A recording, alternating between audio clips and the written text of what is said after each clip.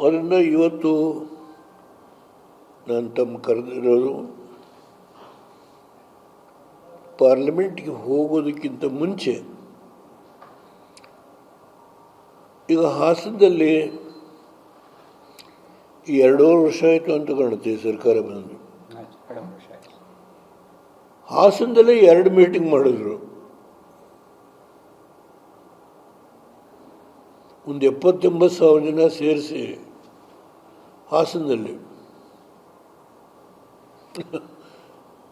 ಅದು ರಾಜಣ್ಣವರಿದ್ದಾಗ, ಅವರು ಮಂತ್ರಿ, ಉಸ್ತುವಾರಿ ಮಂತ್ರಿ ಇದ್ದಾಗ. ಕೃಷ್ಣ ಬೈರೇಗೌಡರು ಬಂದ ಮೇಲೂ ಒಂದು ಸಭೆ ಮಾಡಿದರು. ಒಂದು 50,000 ಜನ ಸೇರಿದ್ರು ಅಂತ ಕೇಳಿದ್ದೇನೆ. ಅದೇನೋ ಹಾಸನದಲ್ಲೇ ಪರ್ಟಿಕ್ಯುಲರಾಗಿ ಹಾಸನ ಸೆಲೆಕ್ಟ್ ಮಾಡ್ಕೊಂಡು ಮಾಡಿದರು. ಬಹುಶಃ ಹಾಸನ ಮುಗಿಸ್ಲೇಬೇಕು ಅಂತೋ ಅಥವಾ ದೇವೇಗೌಡರ ಜಿಲ್ಲೆ ಮುಗಿಸ್ಲೇಬೇಕು ಅಂತಲೋ ಗೊತ್ತಿಲ್ಲ ನನಗೆ, ಅಂತೂ ಮಾಡಿದ್ದಾರೆ. ಅದನ್ನು ಬೆಳಿಗ್ಗೆ ರೇವಣ್ಣವ್ರಿಗೆ ಮಾತಾಡಿದೆ. ಈ ತಿಂಗಳು ಕೊನೆಯಲ್ಲಿ ಒಂದು ಸಭೆ ಮಾಡೋಣ ಕಣೆ, ಪಾರ್ಲಿಮೆಂಟ್ಗೆ ಹೋಗೋಕ್ಕಿಂತ ಮುಂಚೆ. ಜನವರಿ 30ನೇ ತಾರೀಕು ಜಂಟಿ ಅಧಿವೇಶನ ಆಗುತ್ತೆ. February 1 budget session. ಅದರಿಂದ ಈ ತಿಂಗಳ ಅಂತ್ಯದಲ್ಲಿ ಹಾಸನದಲ್ಲಿ ಒಂದು ಸಭೆ ಮಾಡಬೇಕು ಅಂತ ತೀರ್ಮಾನ ಮಾಡಿದ್ವಿ. ರೇವಣ್ಣವ್ರಿಗೂ ಹೇಳಿದ್ದೇನೆ, ಕುಮಾರಸ್ವಾಮಿ ಅವ್ರಿಗೂ ಹೇಳಿದ್ದೇನೆ. ಅವರು ಜನವರಿನಲ್ಲಿ, ಈ ತಿಂಗಳ ಅಲ್ಲ, ಜನವರಿನಲ್ಲಿ, ಜನವರಿ 23, 24, 25 ಸಭೆ ಮಾಡಬೇಕು ಅಂತ ರೇವಣ್ಣವ್ರಿಗೂ ಹೇಳಿದ್ದೀನಿ, ಕುಮಾರಸ್ವಾಮಿ ಅವ್ರಿಗೂ ಹೇಳಿದ್ದೀನಿ. ಒಂದು ಸಭೆ ಅಂತೂ ಮಾಡ್ತೀವಿ. ಸಾಧ್ಯವಾದರೆ ಇನ್ನೊಂದು ಕಡೆ ಇನ್ನೊಂದು ಸಭೆನೂ ಮಾಡ್ತೀವಿ. ಬರೀ ಹಾಸನ ಒಂದೇ ಅಂತಲ್ಲ, ಜನವರಿ ಎಂಡೊಳಗೆ ಅಟ್ಲೀಸ್ಟ್ ಒಂದು 2 ಸಭೆಗಳನ್ನು ಮಾಡಬೇಕು ಅನ್ನೋದು ನನ್ನ ಮನಸ್ಸಿನ ಆಕಾಂಕ್ಷೆ ಇದೆ. ರಾಜ್ಯ ಸರ್ಕಾರದ ಸಾಧನೆ, ಅವರ ಅಥವಾ ವೈಫಲ್ಯತೆ, ಇವೆಲ್ಲವನ್ನು ಕುಮಾರಸ್ವಾಮಿಯವರ ಅನುಭವದಲ್ಲಿ ಎಳೆಯಾಗಿ ಬಿಡಿಸಲಿಕ್ಕೆ ಸಾಧ್ಯ ಇದೆ. ನನಗೆ ಮರವು ಜಾಸ್ತಿ ಮರೆತೋಗಿದೆ. ಹಳೆ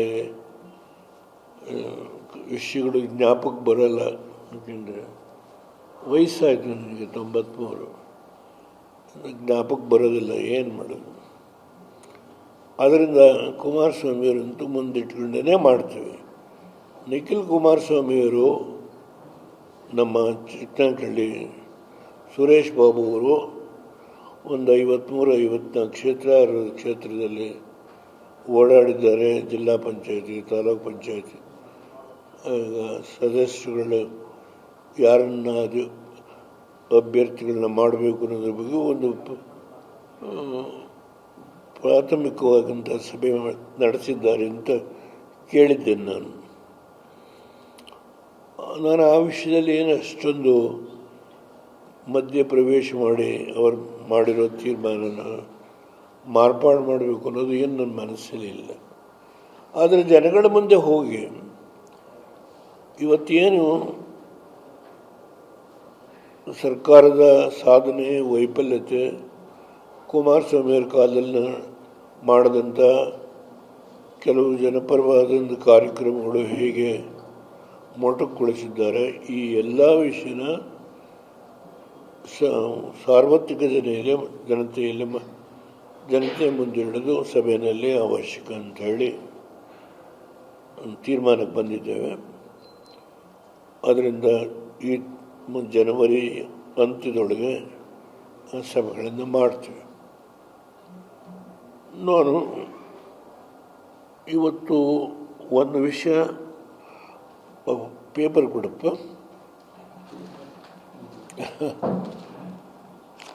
ಈ ಬೆಂಗಳೂರು ಮೈಸೂರು ಇನ್ಫ್ರಾಸ್ಟ್ರಕ್ಚರ್ ಕಾರಿಡಾರ್ ಇದೆಯಲ್ಲ,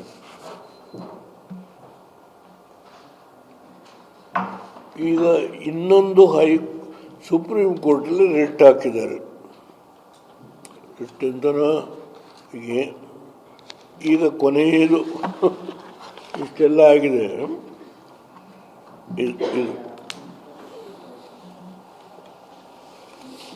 ನನ್ನನ್ನು ಪಾರ್ಟಿ ಮಾಡಿದ್ದಾರೆ.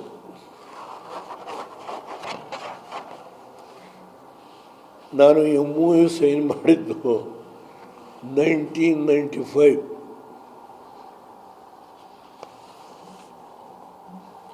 ಸ್ವಲ್ಪ specs ಕೊಡ್ತೀಯಪ್ಪ.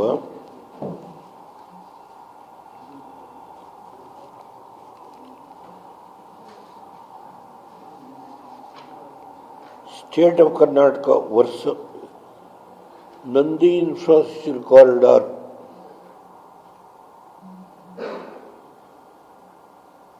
Nandi economic corridor enterprise, Baba Kalyani. ನಾನು MOU ಸೈನ್ ಮಾಡಿದ್ದು ಬೇರೆ, ಫಾರಿನ್ ಕಂಪನಿ ಓಡೋಗ್ಬಿಟ್ರು ಆಗಲೇ ಆ ಕಾಲದಲ್ಲಿ. ಆ ಡೀಟೇಲ್ಸ್ ಈಗ ನಿಮ್ಮ ಮುಂದೆ ಹೇಳೋದು ಬೇಡ, ಸುಪ್ರೀಂ ಕೋರ್ಟ್ ಮುಂದೆ. ನನ್ನ state of Karnataka versus of state of Karnataka Bengaluru Mysuru infrastructure area planning authority, ME Vijayaraghavan, Raja Dattakumar, HD Deve Gowda, late Dodde Gowda ನಮ್ಮ ಅಪ್ಪನ ಹೆಸರು, ಪಾರ್ಟಿ ಮಾಡಿ.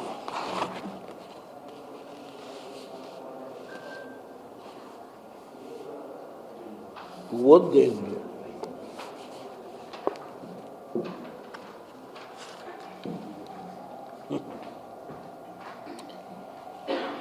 ಇಲ್ಲೊಂದು ಯಾವುದೋ ಮುನ್ಸಿಪಲ್ ಕೋರ್ಟು ಕಡೆ, ಅದೊಂದು ಕೋರ್ಟಲ್ಲಿ 2 ಕೋಟಿ ರೂಪಾಯಿ ಫೈನ್ ಹಾಕ್ಬಿಟ್ರು ನನಗೆ. ಪಾಪ ಲಾಯರ್ ಬಗ್ಗೆನೇ ಮಾತಾಡೋದಿಲ್ಲ. ಪಾಪ ಏನೋ ನಾನು ನಮ್ಮ ಲಾಯರ್ ವಿಷಯದಲ್ಲಿ ನಾನು ಮಾತಾಡೋದು ಬೇಡ, ಅದು ಏನಾಯಿತು. ಆದರೆ ನಮ್ಮ ಹೊಳ್ಳ ಅವರು ಹಿರಿಯ ವಕೀಲರು, ಮಾಜಿ ಅಡ್ವೊಕೇಟ್ ಜನರಲ್ ಆಗಿದ್ದರು. ಅವರೊಂದು ಲೆಟರ್ ತರಿಸ್ಕೊಂಡು, ಇನ್ಮೇಲೆ ಈ ಕಂಪ್ನಿ ವಿಷಯದಲ್ಲಿ ನೀವು ಮಾತಾಡಬೇಡಿ ಅಂತ ಹೇಳಿ ಒಂದು ಲೆಟರ್ ತರಿಸ್ಕೊಂಡ್ರು. ನಾನು ಅವತ್ತು ಸ್ವಲ್ಪ ಆರೋಗ್ಯ ಕೆಟ್ಟಿದ್ದು, ಲೆಟರ್ ಕಳಿಸ್ಕೊಟ್ಟೆ. ಅದು ಅಲ್ಲಿಗೆ ಮ್ಯಾಟ್ರ್ ವಾಸ್ ಕ್ಲೋಸ್ಡ್. ಅಬೌಟ್ 4 ವರ್ಷದ ಮೇಲೆ ಆಗಿರಬೇಕು. ಈಗೇನು ಮಾಡಲಿ, ನನ್ನನ್ನೇ ಪಾರ್ಟಿ ಮಾಡಿಬಿಟ್ಟಿದಾರಲ್ಲ. ಇದರಲ್ಲಿ ಏನಿದೆ ಅಂತ ನಾನು ನಿಮ್ಮ ಮುಂದೆ ವಿಶ್ಲೇಷಣೆ ಮಾಡಲಿಕ್ಕೆ ಹೋಗಲ್ಲ. ಇದು ಸುಪ್ರೀಂ ಕೋರ್ಟ್ ಮುಂದೆ ಇದರಲ್ಲಿ ಏನೋ ನನ್ನ ಮೇಲೆ, ರೇವಣ್ಣನ ಮೇಲೆ ಎಲ್ಲ ಏನೇನು ಮಾಡಿದ್ದಾರೆ, ಇದ್ರ ವಿಷಯದಲ್ಲಿ ಎಲ್ಲ ವಿಷಯನ ಸುಪ್ರೀಂ ಕೋರ್ಟ್ ಮುಂದೆ ನಾವು ಹಿರಿಯ ವಕೀಲರು ಇಟ್ಕೊಂಡು ಈ ವಯಸ್ಸಿನಲ್ಲಿ ನಾನು ನನ್ನ ಕರ್ತವ್ಯ ಹೋರಾಟ ಮಾಡಬೇಕಾದ್ದು ಒಂದು ಹೊಣೆಗಾರಿಕೆ. ಒಂದು ಪುಸ್ತಕನೂ ಬರೆದಿದ್ರು ಇದರ ಬಗ್ಗೆ, ಸೋಮಶೇಖರ್ ರೆಡ್ಡಿ ಜಡ್ಜ್ಮೆಂಟ್ ವಿಷಯದಲ್ಲಿ. ಅದನ್ನು ಅಷ್ಟು ಸೂಕ್ಷ್ಮವಾಗಿ ನಿಮಗೆ ತಿಳಿಸ್ತೇನೆ.